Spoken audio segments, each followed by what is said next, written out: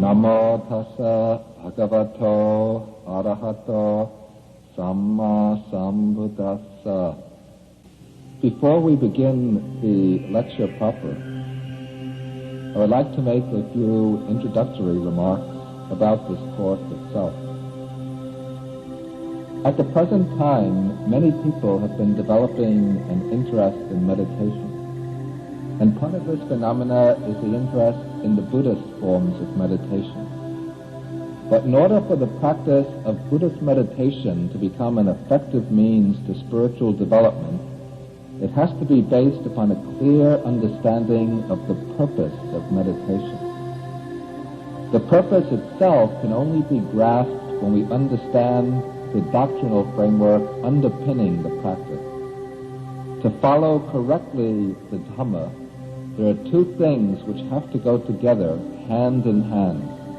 One of these is understanding, the other is practice. If these two can be brought into unison, if they can be made to complement and support each other, then the pursuit of the goal can be brought to a successful conclusion. But if we have one without the other, then that can only lead perhaps to a futile end. To have knowledge and understanding without practice, this is like counting the property of others without owning anything ourselves. If we look at our neighbor, we might see that he has such a beautiful house, so many cars, such a nice lawn, so many nice flowers, and so on. But as long as the property belongs to the neighbor and not to ourselves, then it doesn't do any good to ourselves. Or again, just having knowledge without practice might be like compared to reading the menus in a restaurant without eating anything. Even if we look at all the menus of the fanciest restaurants in town, that won't satisfy our own appetite. On the other hand, to want to practice without having the understanding needed as a grounding for the practice, this also is insufficient.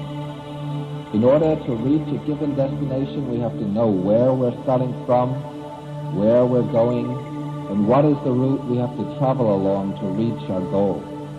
To practice without having that understanding, this is analogous to the case of somebody who wants to travel from Washington, New York to New York, but he doesn't know the streets of Washington, he doesn't know the streets of New York, and he doesn't know the routes leading from one city to the other. Still, he thinks that the most efficient way to reach his destination is simply to get into the car, get onto the roads, and start traveling whichever way the car will take him. In such a case, he might use a lot of gasoline and put a lot of mileage on the car, but he won't meet much success in reaching his goal, in getting to New York.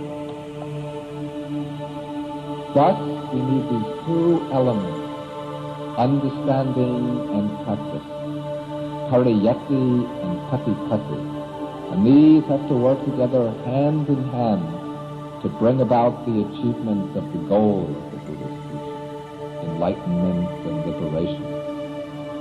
Learning can be considered not only a supplement to practice, but also as a part of practice. For the entire Buddhist discipline aims at the growth of wisdom or understanding. Wisdom is the key to realization. And the Buddha teaches that wisdom develops in 3 stages. The first of these stages is the wisdom born of learning, called Suttamaya Panna. We don't have to become scholars of the scriptures, but before engaging in practice, we have to acquire some basic knowledge of the framework, the doctrinal framework of the teaching by means of learning. And this study of the teaching leads to the wisdom born of learning. Then, having acquired this degree of understanding, the seed of wisdom, in the second stage we have to develop the wisdom born of reflection. Chintamaya Panna, wisdom born of reflection. We have to examine the teachings we have learned, We have to explore them. We have to see if they're consistent, if they hold up, if they make sense. We have to check them out against our own experience and see if they can be verified in our own experience. Then, when we've seen that the teachings are valid, then we apply ourselves to realize the inner meaning of the teachings by the means of meditation.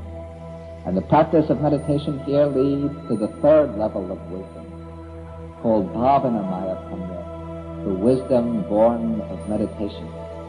So in actualizing the teaching of the Buddha, we have to pass through these three stages, one by one. First learning, then reflection, and then meditation. Meditation transforms the contents of learning and reflection into actual experience. The present course is not intended to give a thorough and exact scholarly account of the Buddha's teachings.